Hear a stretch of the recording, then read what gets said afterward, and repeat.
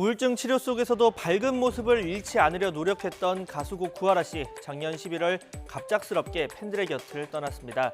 구하라법 입법 국회 청원 10만 명 동의를 넘겼습니다. 안건이 상임위에 올라갔는데 관련 내용 짚어보겠습니다.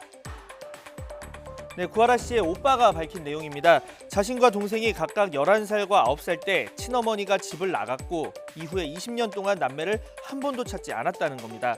남매는 고모와 할머니의 보살핌을 받으면서 컸고 아버지는 남매를 부양하려 전국 곳곳을 다니면서 건설 일을 해야 했습니다.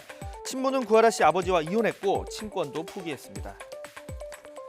네, 그런데 이 구하라 씨가 숨지자 친모는 변호사를 선임했습니다. 재산 분할을 요구한 건데 심지어 장례식장에서 다툼도 있었습니다. 들어보시죠.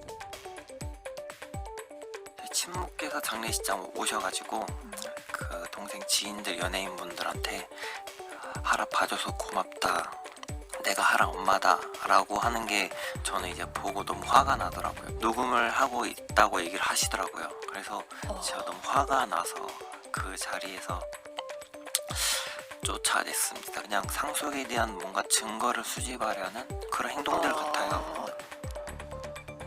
네, 문제는 이런 상속 요구가 불가능한 일이 아니라는 겁니다. 이 상속인 순위, 자녀나 배우자가 있으면 1순위, 그리고 자녀가 없으면 부모, 그 다음이 형제 자매 순입니다. 구하라 씨의 경우는 부모가 상속권자가 되겠죠. 문제는 이혼하고 친권을 포기해도 이 혈연 관계에 따라서 권리가 인정이 된다는 겁니다. 네, 물론 법에 상속을 받을 수 없는 사례도 나와 있습니다. 그런데 범위가 너무 좁습니다.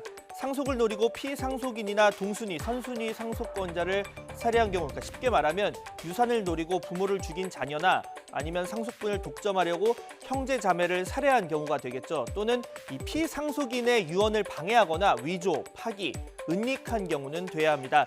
양육, 부양 의무 심대한 위반은 결격 사유에 해당하지 않습니다. 네, 이러다 보니까 자녀를 버린 친부나 친모가 나중에 자녀가 산업재해로 사망했을 때 상속을 요구하는 경우까지 있습니다. 다만 이 법을 최소한의 도덕이라고 하죠. 이 상속인 결격 사유에 대한 민법 규정, 지난 1958년 민법 제정 당시와 거의 변화가 없습니다.